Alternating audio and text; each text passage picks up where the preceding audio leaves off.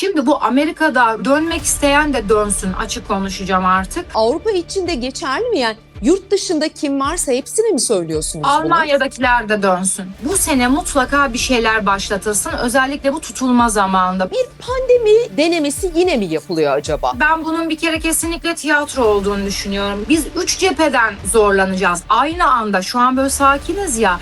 Bizde bir şey patlak verdiği an tak tak 2 yerden daha kıstıracaklar. 2030'a kadar o sistem değişikliğini yapana kadar ne tür şeylerle yoklayacaklar? Şimdiki plan Amerika ile de başlayacak. Bu 12 Ağustos Aslan Burcu tutulması Amerika'nın tepesinde bir kere. Trump'ın o yüzden biraz geri sayımının başladığını düşünüyorum. Bu sene savaşın üstünden gidiyor olursak, savaşla salgını, ülkemizi buralarda daha dışarıda görüyor. Ülkemiz ve dünya için şimdi depremsel bir kuşak geliyor. Yengeçten çıkmadan bu son 2-3 ayı da çok iyi değerlendirmek lazım. Varsa şanslı tarihler Mayıs'tır, Haziran'dır. Ne zaman neye başlanır? Yılın ikinci yarısı başlamak üzere. Efendim merhabalar. Onu bir defa konuk aldık. Çok sevdiniz. Çok da isabetli öngörüleri var. Aslıhan Ünal bizimle. Aslıhan Hanımcığım hoş geldiniz. Hoş bulduk Ferda Hanım. Nasılsınız? Sizi gördük, daha iyi olduk. Anlatacaklarınız için ben sabırsızlanıyorum. Çünkü yine gökyüzünde hep bir şeyler var da dünya, Türkiye gidişatla ilgili size sormak istediğim bazı spesifik sorularım var. Siz şu an mesela en başta bir cümleyle içinde bulunduğumuz gökyüzü olaylarında katarak bir cümle kursanız, bir manşet atsanız bu yayın için ne dersiniz? Yılın ikinci yarısı başlamak üzere derim. Çok iyi. Peki o zaman başlıyorum. Şimdi bir pandemi denemesi yine mi yapılıyor acaba? Hantavirüs nereden çıktı? Daha önce deneyip başardıkları için bir kere daha denesek acaba başarılı olur muyuz diyorlar. Ben size kestirmeden şunu sorayım. Bir daha bizim herhangi bir hastalık sebebiyle kapanmamız söz konusu mu? 2029-2028 sonu gibi öyle bir virüs var Ferda Hanım. Bu benim öngörülerimde hep var zaten. Bu dünya çapında, hatta gerçekten bu sefer çok moral bozan, evlere kapatan, daha önce de söyledim, nörolojik bir şey olabilir, beyne tutunan bir virüs ya da işte iltihaplanma, hızlıca iltihaplanması beynin, kafanın, o tamamen o tarz bir pandemi bekliyorum ve daha ileride bekliyorum. Onun da umarım ki tekrar tüm dünyayı kaplamaz, belki bölge bölge, lokal lokal birkaç büyük ülkede olup da yatıştırılabilir ama o daha büyük çeperli bir pandemi olacak. Şimdi oraya gelene kadar, hatta bununla ilgili zombi salgını mı vesaire mi falan denilmişti ya, onunla ilgili de hep konuşmuştum o zaman. Şimdi ben bunun bir kere kesinlikle tiyatro olduğunu düşünüyorum. Gene lafın ortasından başlayalım. Hatta ben o geminin bile tiyatro olduğunu düşünüyorum. Biraz el artıracağım. Olağanüstü manipülatif açılar var Ferda. Yani dümdüz bir Batı astrolojisiyle bile olayın an haritası çıkartıldığında manipülasyondan böyle yıkıldığını görüyoruz. Bu bir. İkincisi, kesinlikle ben 2026, 27, 28 pandemiyle ilgili bir şey öngörmedim. Hep söyledim. Hastalık, bu yeni yapılan her aşının bir ön denemesi yapılacak. İşte bir ara biliyorsunuz İngiltere'de yine menenjit salgınıydı galiba. Çok panikledi herkes. Kuyruklara girip aşı yaptırdılar. Şimdi bunların maalesef ki böyle kısa kısa yoklamaları hep yapılacak veya insanlar hassasiyetlerine göre denenecek. Ama ben küresel çapta bir salgın olduğunu asla düşünmüyorum. Hatta dayanamadım, böyle büyük büyük konuşuyorum. İnsanlar da şey yapıyor. Bir ben miyim hani anlatan dedim. Ama geçenlerde bu sayfamdan da yazdım. Daha fazla dayanamıyorum çünkü çok manipülasyon vardı. İnsanlar da baktım çok korktu. DM'den sürekli yazmışlar. Yani bu salgı mıdır hocam, Türkiye'ye yansır mı, şöyle olur mu? Kesinlikle olmaz dedim. Olmayacağını da düşünüyorum. Eğer bunu uzatmaya da kalkarlarsa Dünya Sağlık Örgütü falan tekrar işin içine girip herkesin bu sefer çok dikkatli olması gerektiğini düşünüyorum. Manipülatif bir dönemdeyiz, açıdayız dediniz. Bunu biz bireysel yaşamlarımıza vurduğumuzda nasıl algılamalıyız?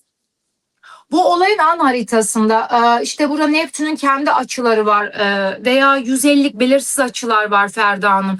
Bu bireysel haritalarımızda herkesin parmak izi gibi olduğu için aynı an aynı gökyüzünden herkes negatif etkilenmez. Ama mesela böyle bir şeyin duyurulduğu tarih bile farklıdır. Bir salgın çıkar, salgının ilan edildiği tarihin ayrıdır. 10 gün 15 gün sonra dünyaya akut yayıldığı tarih başkadır. Tamamen o anki gökyüzünde manipülasyon vardı. Anladım. O yüzden tiyatro diyorsunuz. Hem an haritasında hem de o gemiyle ilgili haberlerin çıktığı gün çok ciddi bir manipülasyon vardı. Aslan Hanım ya, kitabın ortasından konuşmayı sevdiğinizi bildiğim için o zaman ben de direkt soruyorum. 2030'a kadar, o sistem değişikliğini yapana kadar bizi işte bir salgın olabilir, aklımızda oynayacak başka bir şey olabilir.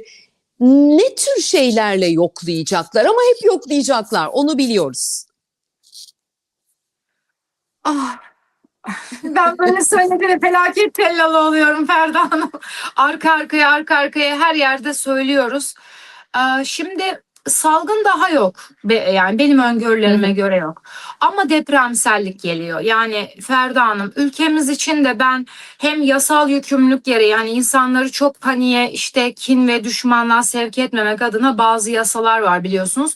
Yoksa Tabii. çok daha açık da konuşurum, açık da yazarım ama salt paniğin, salt anksiyetenin işe yaramadığını da bildiğimiz için böyle yerli yerinde kapsül kapsül dönem dönem ben bilgileri vermeyi tercih ediyorum. Hep de bunu belirtiyorum. Bunu da hani takipçilerime söyleyeyim, çünkü eskiden daha rahat konuşuyordunuz, engelleniyor musunuz hocam falan demeye başladılar. Kimse beni engelleyemez. Benim Mars'ım birinci evde Allah'ın izniyle. Ama şöyle bir durum gerçekleşir. Yani burada Ferda Hanım, şöyle bir durum var. Ülkemiz ve dünya için şimdi depremsel bir kuşak geliyor. Şimdi 2027, 2029, 2030 dünyada ve ülkemizde daha depremle sarsılacağımız dönemler var. Hatta şöyle bir şey söyleyeyim. Bu sene olacak olan tutulmada ben büyük bir depremsellik beklemiyorum ama seneye yaşayacağımız gündemin bir ön gösterimi olabilir. Yani nasıl bir coğrafyada, ne şartlar altında, hemen hemen ne derecede, yani daha açık konuşayım. Örneğin nasıl bir bölgeden geleceğine dair bu sene Ağustos'taki tutulma bir ipucu verecek. Bir. İkincisi, bu sene tekrar söylüyorum, büyük bir deprem beklemiyorum ama o 2027'deki Luxor temelli depremde ben Ege, Akdeniz öyle bir hat kesiyor ki lazer gibi. Yani Ege'den başlayıp Antalya'nın altından, denizin içinden Kıbrıs'ın köşe ucuna kadar kesiyor. Şimdi ülkelerin üstünden görünen bazı tutulmalar keza 2030'daki komple İstanbul Çanakkale'yi kesiyor lazer gibi. Şimdi bu kadar bariz görünen göstergelerde artık salgından ziyade biraz depremsellik başlayacak. Yer yer dünya gündeminde iç savaşlar, iç bölünmeler başlayacak. Şimdi İranlı takipçilerim bir dönem ben İran 5'e bölünebilir, 5 yönetime ayrılacak dedim. Bu benim 2 yıl önceki öngörüm bu arada. Hiçbir şey yoktu. Ortada İran savaşının söylemi yoktu Ferda Hanım. 2 sene önce bunu söyledim. İran'ı 5'e bölüp yönetmek istiyorlar dedim. Aynı oyun bizim üstümüzde de oynanacak. Bölerek yönetme. Çünkü yeni dünya düzenine giden serüvende şimdi ülkeler parçalara bölünüp sonra tüme gidiş. Bakın bunu çok açık konuşmaya başladım artık. Yani son 3-4 aydır bunu dillendiriyorum.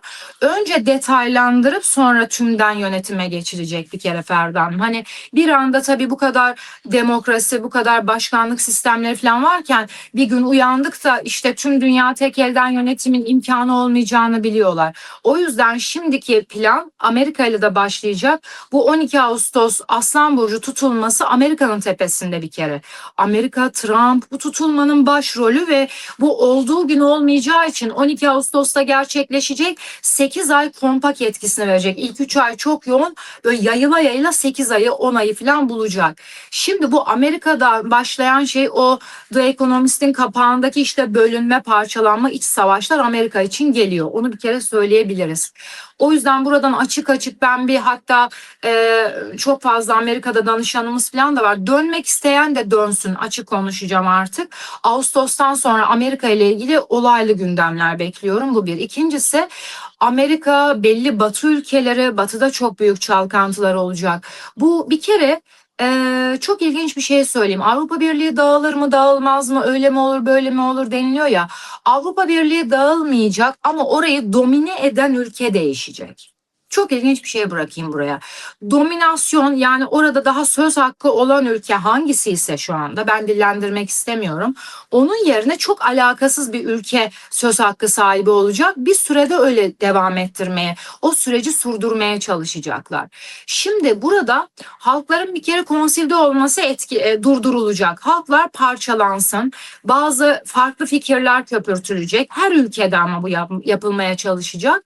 Şimdi Orta Doğu çok karışık gibi görüyoruz savaşla, biliyorsunuz, ama bunu ben, eğer ki bu savaş biraz daha uzarsa Batı'dan da uzantılarını göreceğimizi, başka ülkelerden iç savaş gibi göreceğimizi, yani 2026 ve 2027'nin ortalarına kadar artık yavaş yavaş yerel yönetim ve iç seslerin yukarı çıkacağını düşünüyorum. İki sorum var hemen. Önce ilkini sorayım. Mesela Amerika'da olan Türkler için dediniz ki imkanı olan dönsün dediniz. Avrupa için de geçerli mi? Yani yurt dışında kim varsa hepsine mi söylüyorsunuz bunu? Almanya'dakiler de dönsün. Almanya, Amerika, ben özel danışanlarıma bunu söylüyorum açıkçası, dolaylı olarak. Özellikle net soranlara, hocam gelelim mi gelmeyelim mi diyenlere ben açık fikrimi söylüyorum. Bizim ülkemiz inanılmaz bir şekilde, Ferda Hanım, haritamız gereği de zaten her zaman söylüyoruz, efsunlu bir harita. Bu süreçte korunaklı. Muhakkak ki olaylar olacak. Bir kere her şey lineal gidemez. Astrolojinin zodyan doğasına aykırı. Yani biz sürekli dümdüz gideceğiz, herkes karışacak gibi bir yerden değil. Ama olan kaosun hızlı yatıştırılması, çabuk telakkuza geçmemiz, çabucak onarmamız, bir deprem bile olduğunda tık tık tık karınca gibi onardık, biliyorsunuz. Yani bir kere hem birbirimize kenetlenmemiz, hem hükümetin üstüne düşen görevi yapması, yani dolayısıyla ben bu yüzden açık söyleyeyim, ülkemizi en güvenli bulduğum yerlerden biri yani bu karanlık süreçte. Ama bizi de kaşıyacaklar mı? Maalesef 3 cepheden. Ben bunu da 2 yıl önce söyledim. Biz 3 cepheden zorlanacağız. Aynı anda şu an böyle sakiniz ya. Bizde bir şey patlak verdiği an tak tak 2 yerden daha kıstıracaklar. Bundan kastınız yanı başımızdaki sınırlar açısından mı söylüyorsunuz? Yani hangi noktalardan kıstırılmaya çalışılacağız? Yoksa Örneğin ekonomik mi? Örneğin deprem yaşadık, ardından hemen başka bir şey köpürterek bizi ayaklanmadan bir daha bir ablukaya almaya çalışacaklar. Çünkü biliyorlar bizi dümdüz böyle sınır bütünlüğüyle roket, bizim şunu açık ve net söyleyeyim, bizde böyle İran gibi Ankara'ya, İstanbul'a roketler düşecek kadar falan savaşa çekilemeyiz. Haritamızda da bu yok. Ben bunu yılın başında açık açık söyledim. Daha yine bu son akut İran savaşı patlamadan biz, dedim, yengeç gibiyiz, yükselen yengeç, kilitlenip bakacağız. Biraz olaya dışarıdan bakacağız dedim. Çok şükür, Allah yanıltmasın, şimdiye kadar öyle gidiyoruz. Ama böyle aynı anda bizi kazıyacaklar Ferda Hanım. Yani bir tek yerden uyaramıyor. Bir yerden uyarıldığımızdan tak tak diye olursa olur. Yoksa kolay kolay yaklaşamazlar. Siz ama bir yandan da daha Amerika-İran savaşı başlamadı bile diyorsunuz. Doğru mu anlıyorum? Amerika-İran savaşı başladı, volümü artmadı. Bir volüm artacak. Ben şöyle açık konuşayım. Ben orada nükleer bir sızıntı tehlikesi görüyorum Ferda Hanım, İran'da. Çok üzülüyor takipçilerim, işte çok manipüle oluyorum artık. Gerçekten yazmaya da konuşmaya da, hani onları üzmemek Haklısınız. adına çekiniyorum. Yoksa çok açık konuşurum. Ben tekrar söylüyorum, çok cesur bir insanım. Ve ben bu dönem taşın altına elimi koymak için çıktım. Yani ekrana çıkma nedenim benim, gerçeği eğerek, bükerek, öyle de böyle de, ya o da olabilir, bu da olabilir. Ben böyle bir insan değilim. Gördüğümü söylerim, olursa olur, olmazsa olmaz. Umarım kötüler olmaz, zaten yanılırız. Yanıldık İnşallah. da deriz. İnşallah. Ama bu süreçte şimdi İran'ın bir dirseği daha var maalesef ve burada bir nükleer sızıntı tehlikesi görüyorum açık açık. Ama bu bir nükleer bomba gibi, bir atom bombasının üstüne ben bir kere 1,5 yıl çalıştım Ferda Hanım. Atom bombasının tutulmalarla, gündemle, gezegen transitleriyle nasıl tetiklendiği, nasıl başladığı, nasıl bittiği, toplu can kaybında hangi jenerasyon konstelasyonel gezegenlerin birbirini karelediği. Buralara çok hakimim. Dolayısıyla bu dönem bomba tabanlı bir öyle küresel bir bomba tabanlı bir şey beklemiyorum. Bunu da çok uzun zamandır söyledim. Fakat İran, İsfahan gibi falan sanki yani artık yer de verelim yavaş yavaş da oralarda bir bombalama, içsel bir şey daha farklı, daha net noktalara Amerika bombalayarak oradan olan sızıntılarla tabii civar ülkeler, oradaki deniz, oradaki şeylerde büyük sorunlar olabilir. Yani üçüncü ayağında çünkü İran'ı yıkamadılar, deviremediler. Çok güçlü, çok kadim bir ülke. İran da genel enerjisi olarak da kadim bir ülke bu arada. Yani sadece tarihi işte bulunduğu şey insanların duyarlılığı için konuşmuyorum ki ben edebiyatına kadar çok severim İran'ın eski edebiyatına kadar. Fakat buradan sonra baktılar bu iş farklı bir yere geldi. Bir korunaklılık var. Bir level yükselebilir orası. Bir tık daha savaşın dozajı artabilir. Yani durdum işte anlaşmalar bak barış ilan ettik falan bunlar hikaye benim anladığım. Zaten Ben hiç düşünmedim. Trump'ın geleceğiyle ilgili ne görüyorsunuz Aslan Hanım? Ya Trump'ta da ilginç bir şekilde şimdi bu Regulus'ten dolayı böyle hani çekirge bir sıçrar, iki sıçrar, üç sıçrar durumu var ya Ferda Hanım. Bu haritasındaki hem Regulus sabitiyle alakalı çok ciddi korundu. İki, gerçekten yapması gereken bir görev vardı. Ben bunu ezoterik yayınlarda bahsediyorum. İyi kötü kavramı buradan baktığımız gibi değil. Bazılarının bir görevi var. Kötüye de hizmet etse. Çünkü o da onun karmasını yaşayacak. O onu kabul ederek gelmiş bir humanoid bir varlık benim için Trump. Şimdi dolayısıyla bu kötülüklerini de yani öyle bir ölçüye kadar gerçekleştirecek ve oradan sonra yok Trump. Bu tekrar suikastlı olabilir, sıvılarla zehirlenme gibi gördüğümü daha önce bir canlı yayında da söylemiştim. Sıvıyla ilgili bir ölüm, ilaçla ilgili bir ölüm, bir kalp krizi tarzı bir ölüm de olabilir. Çünkü şimdi Regulus şöyle bir sabit yıldızdır. Bütün gücü, kuvveti, kudreti verir ama kötüye kullanıldığında bir şans daha verir. Kendini topla bu güç bir yere kadar der. Bir daha verir, bir daha verir. Hala orada salt kötülük için bütün gücün kullanıldığını hissederse veya başka bir yöne gittiğini görürse orada tepetaklak eder. Yani Trump'ın o yüzden biraz geri sayımının başladığını düşünüyorum. Bu da benim bu kadar söylemem ne kadar doğru bilmiyorum da. Yani o saatin tik tak sesleri aslında kendisi için işliyor diyebiliriz. Kesinlikle biz bilmeyiz Allah bilir Aslan Hanımcığım. Benim ama sözlerinizden anladığım şu aradan çıkarım yapmam gerekirse. Bizi yaz aylarında bekleyen o tutulma önemli bir tutulma mı? Önemli bir tutulma. 12 Ağustos güneş tutulması çok önemli bir tutulma. Şimdi zorlu bir tutulma. Güney düğüm hattından geldiği için güney düğümlü güneş tutulması. Çok paradokslu bir tutulma burası. Bir, güneş tutulması başlatma, büyütme, yayma, açma enerjisidir. Yani böyle sahnedeki bir sanatçının üstüne o büyük flaşın döndüğü gibi bir olayı çok ani görünür hale getirir ama tüm çıplaklığıyla, tüm gerçekçiliğiyle hiçbir şey saklanamaz bir kere güneş tutulması zamanı. Diğer taraftan bu bir güney düğüm hattı.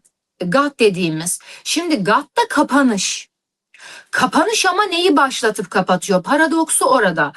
Şimdi diğer taraftan şöyle bir şey söyleyeyim. Bu küresel çapta zorlu bir tutulma ama bireysel haritalardaki uzantısı çok iyi olacak bunun Ferda Hanım.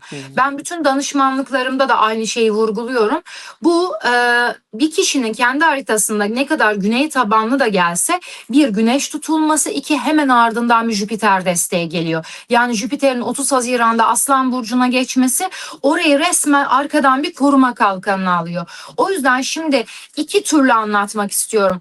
Bu bir güney ay düğümü çeperli tutulma, zorlu bir tutulma, sert bir tutulma. Evet ama bireysel haritalarda korkmasınlar. Aksine Ağustos ayında yeni bir evlilik kararı, bir şey başlatmak, bir şey almak, çok kariyeriyle ilgili, liderlikle ilgili, başkanlıkla ilgili bir yerde. Bir dernek başkanlığına aday olmak, bir siyasi partiye aday olmak buraları parlatan bir gösterge bir kere bir. İki, dünya üzerinde çok kişinin kafasını alacak bir tutulma bu Ferda Hanım. Çok liderin metaforik de alır, realist de alır. Şimdi bu 16 Mayıs'taki tutulmaya da atıf yapacağım. Algol temelli tutulma köşe akslardan da onu kareleyecek. Şimdi şöyle bir şey var.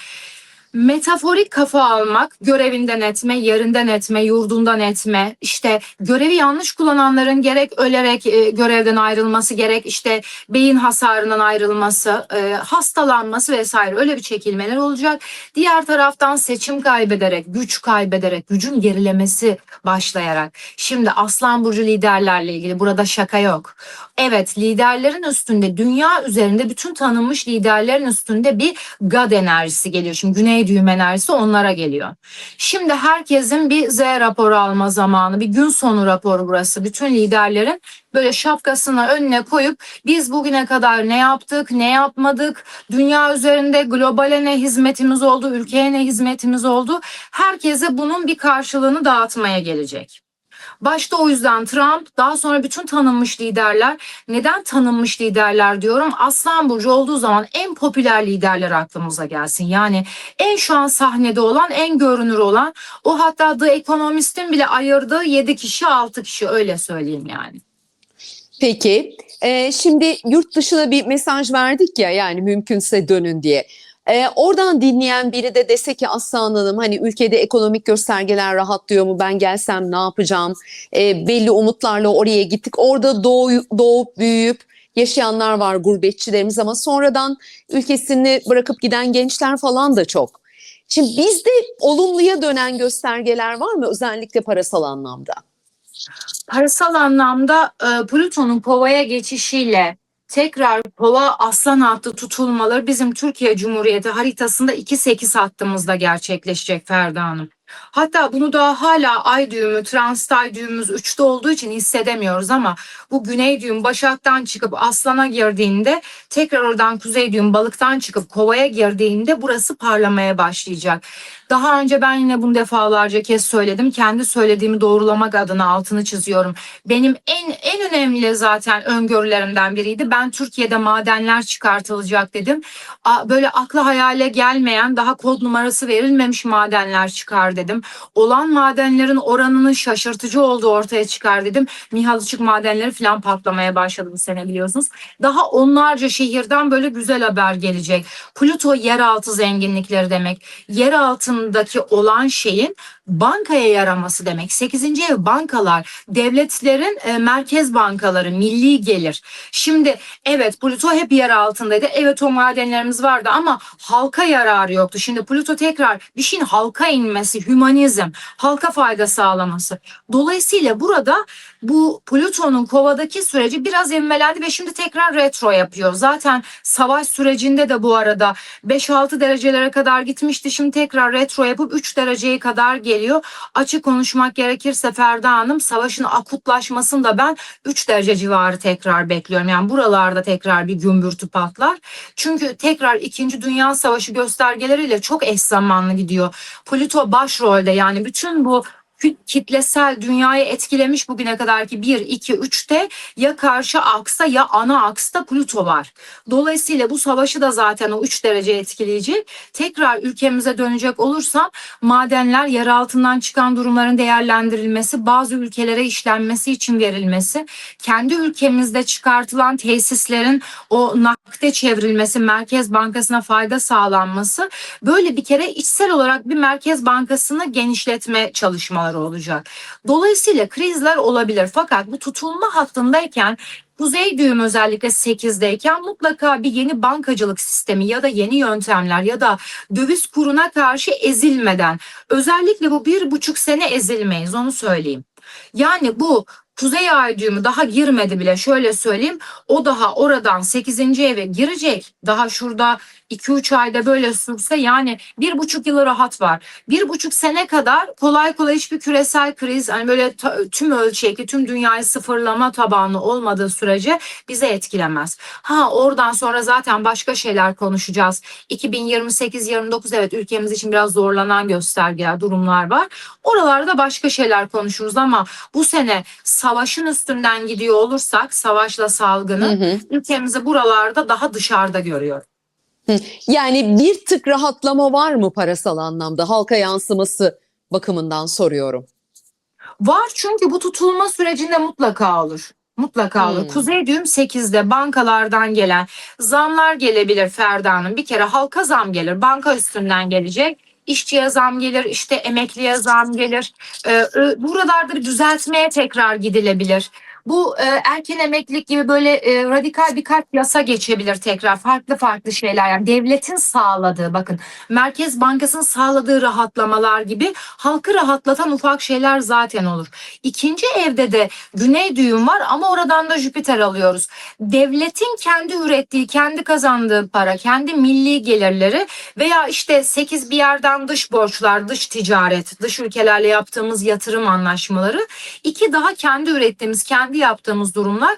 Evet, buradan güney düğüm alıyoruz ama hemen gelen Jüpiter desteği, orada güzel açılar aldıkça tekrar kendimizle alakalı da bazı yöntemler geliştiririz. Yani ben daha açık konuşayım. Bu 1,5 yıl hatta olmadığımız kadar rahatlarız. Onu söyleyeyim. İnşallah. Mayıs ayı. Mayıs ayında elimizde şu an en önemli göksel olay ne? Şimdi önümüzde 16 Mayıs Boğa burcundaki yeni ay var Ferda Hanım. Bu yeni ay o meşhur Algol ile geliyor. Şimdi bu haritalarda tabii gezegenle kavuşması falan sevmediğimiz göstergeler. Algol ekseniyle gelen bir yeni ay, yani boyun, gırtlak, ses telleri, tiroid, boğaz tutulumlu hastalıklar. Şimdi buraya garip ve bir tık can sıkıcı bir şey ekleyeceğim Ferda Hanım. Bu 1 Mayıs Akrep Burcu'ndaki Dolunay'la burasının arasında çok sıkıntılı bir bağlantı gördüm. Şimdi 1 Mayıs Akrep Dolunay'ı cinsel yolla bulaşan hastalıklar, hatta pelvik hastalıklarla ilgili, daha yumurtalık pelvik bölge, işte erkeklerde prostat vesaire, ama diğer taraftan bu halk arasında çok korkulan o cinsel hastalıklar. Şimdi ilginç bir şekilde 16 Mayıs Boğa Burcu tutulma yeni ayı burada o tarz mikropların boğaza, gırtlağa ve ses tellerine tutulumuyla alakalı çok fazla şeyi karşımıza çıkartacak. Şimdi bu çok can sıkıcı bir şey. Gırtlak kanserlerinde patlamalar, bademcikle ilgili çok değişik bademcik bezelerinde, bademcik kanserlerinde, bademciğin arkasında oluşan durumlarda patlamalar. Bunlara sebep olan mikrobun, buradaki iltihaplanmanın ne olduğu ile ilgili çalışmalar. Burada ilginç çalışmalar olacak çünkü geçenlerde benzer bir şeyi Londra'da bir makalede gördüm. Bazı hastalıkların gırtlağa ve üst solunuma kadar geçtiği ile ilgili. Buna buradan açıklama yapmak istedim. Çünkü bu, açık söyleyeyim, algollü gelen şey gırtlak, boğaz ve ses telleri ile ilgili biraz normların dışında, biraz tehlikeli hastalıkların gündeme geleceğini gösterir. Bu böyle sıradan bir, yani üşütme, üst solunum yolu enfeksiyonu falan değil. Ben her zaman derim, haritada da algol varsa en iyimser ihtimalle ya ses teli nodülü ya işte tiroid, öyle bir ameliyat verir kişiye, yani öyle bir şey çıkartır. En kötü ihtimalle de oradan sakatlanmalar daha zorla etkilere gider. Dolayısıyla algol şakaya falan gelmez ve böyle zorlu bir tekrar Akrep Burcu Dolunay'ında da çünkü çok fazla pelvik hastalık vurgusu vardı. Üstüne burada algol vurgusuyla buralara bir dikkat etmemiz gerektiğini düşünüyorum. 3 Ekim'de başlayacak, Kasım'ın ortalarına kadar devam edecek. Oraya da bir karşı hattan burada lazer gibi atış yapıyor. Yani burası bizi uyarmaya başladı şimdiden, onu da söyleyebilirim. 16 Mayıs yeni ayında bir mesajı almamız lazım kolektif olarak. Yani Mesaj ne? algol devreye girdiyse böyle sıkıntılı gündemler yaşanır. Bu da onun ön ayağı gibi okuyorum ben. Bunları daima karşı aksıyla, ardışık evlerle tamamını okumak lazım Ferda Hanım. Evet, burada bir Satürn var. Evet, burada da bir yeni ay oldu, bitti falan gibi okunmaz. Astroloji daima uzantı uzantı okunur. Yani bugünkü olay 5 ay sonra neyi acaba sinyalliyor? Tam karşı attı ve lazer gibi stelyumla ülkemizin natal haritasındaki stelyuma vurgu yapıyor. Biz zaten akrep stelyumlu bir ülkeyiz ve orada güneşimiz, şans noktamız, Venüs'ümüz, Vesta'mız, Vertex'imiz, Jüpiter'imiz var. Bunların hepsinin üstünden o Venüs retrosu tak tak tak tak tak böyle geçecek. O öyle bir etki verecek yani Ekim ayında. Şimdi buradan bunun mesajını alıp biraz dikkatli olmak, biraz bu konularda hassasiyet geliştirmek gerekiyor. 16 Mayıs'ın şöyle bir olumlu mesajını da söyleyelim. Varsa şanslı tarihler, Mayıs'tır, Haziran'dır.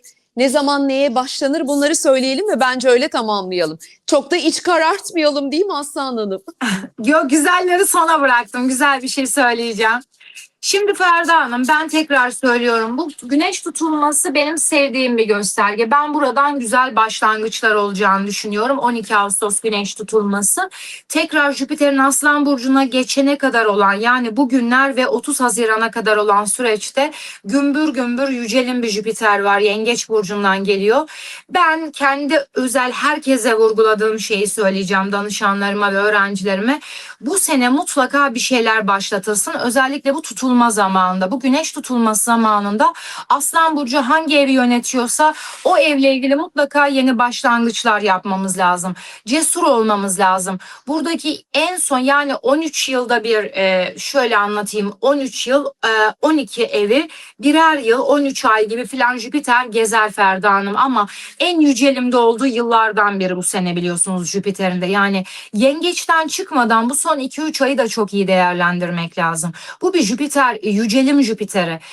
Tekrar yengecin konumu neresiyse haritamızda, aslanın konumu neresiyse buralarda başlangıç yapan, cesur olan, yeni imzalar atan, bu yaz evlenme kararı alan, bazı sıkıntılara rağmen risk alıp bir girişimde, yatırımda bulunan çok kazanacak. Çok güzel bir enerji var. Yani güneş tutulmalarının enerjisini, ay tutulmalarının enerjisini biraz daha böyle arkamızdan rüzgar gibi alarak kullanmak lazım.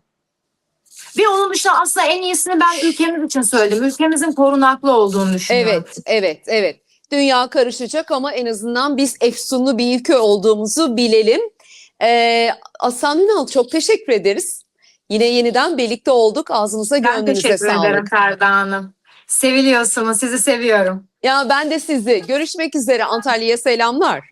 Hoşça kalın, selamlar buradan Hoşça kalın. size. Sağ olun. Sağ olun.